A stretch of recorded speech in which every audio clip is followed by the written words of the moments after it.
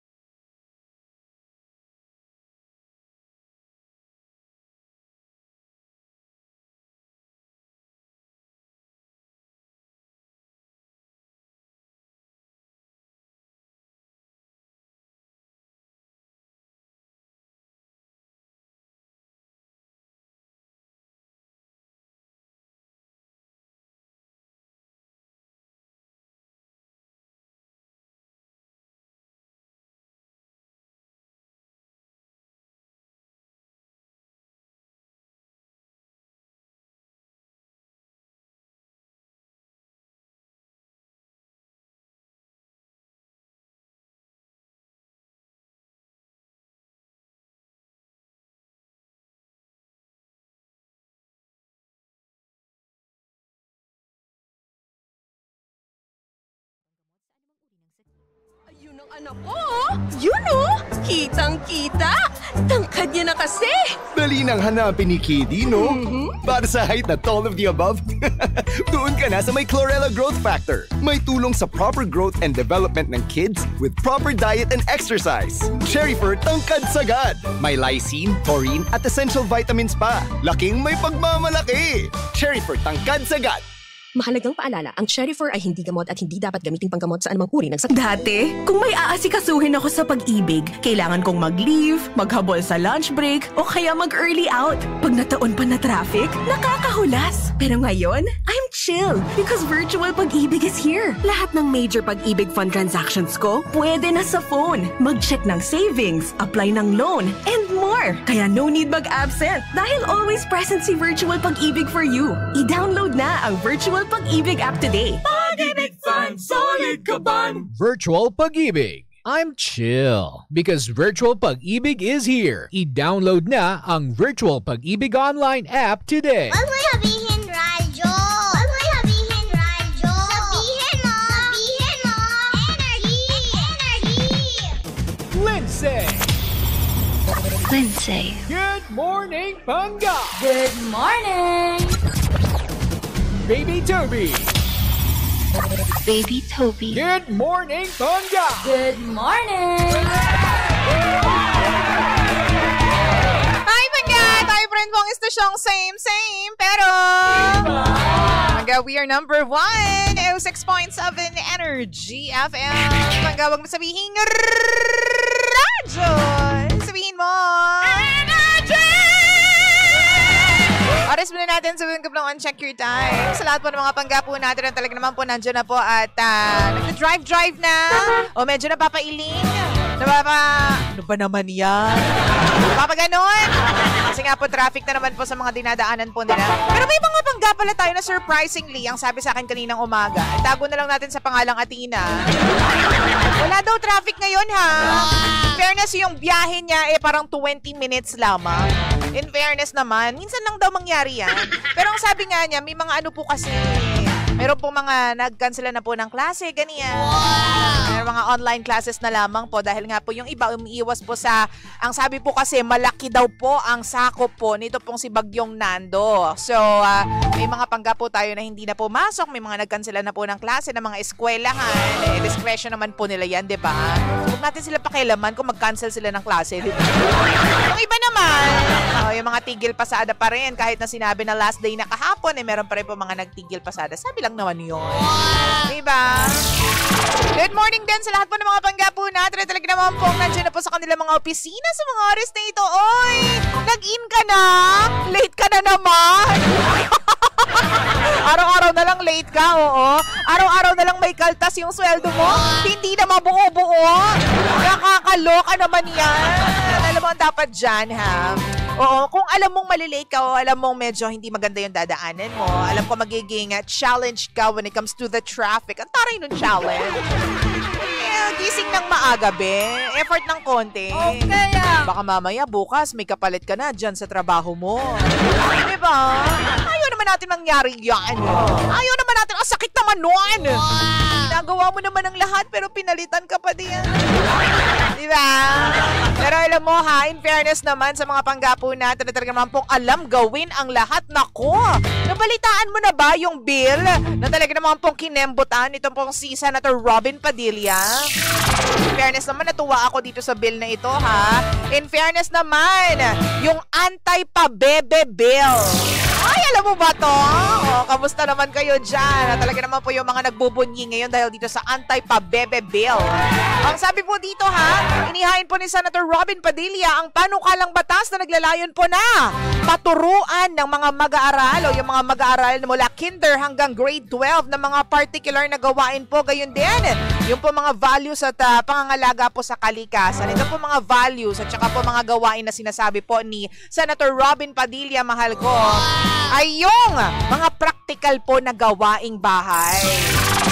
Anti-pabebe bill law. Sa kanyang Senate Bill number 1300, ipapasok po sa curriculum ng curriculum ng grade 12 program yung lahat ng public at private schools, yung pong basic skills ng pagtatanim, school gardening, composting, ganyan. At saka pinapaturo din po, doon po sa anti-pabebe bill, yung pananahi. Uy, ang ganda naman yan. Pagtatahi, pagre-repair po ng damit, basic na pagluluto, food safety, paglilinis ng bahay, pagbabudget, pagkakarpintero, at pagsasalin po ng mga mag-aaral o pagsasanay po ng mga mag-aaral pagdating po sa pag-alaga po sa kalikasan.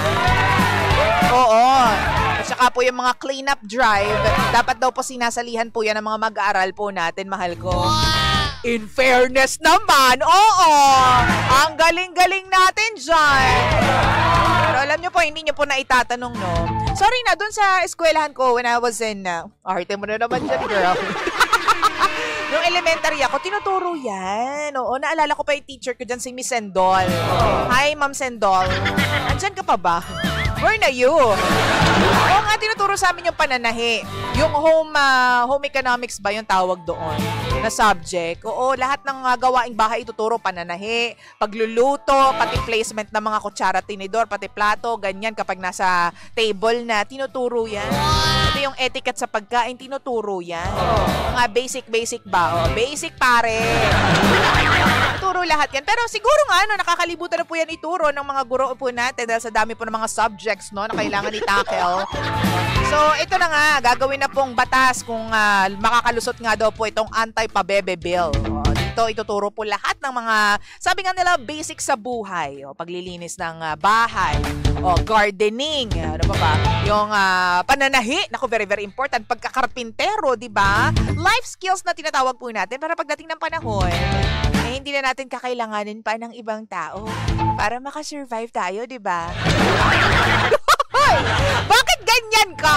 Parang may hugot ka na naman. Okay, Hindi nga totoo naman. In fairness, nakakatuwa, di ba, yung anti-pabebe bill. Kasi lumalaki ngayon yung ibang tao, di ba? Yung mga bata na puro TikTok na lang. Sayaw-sayaw na lang.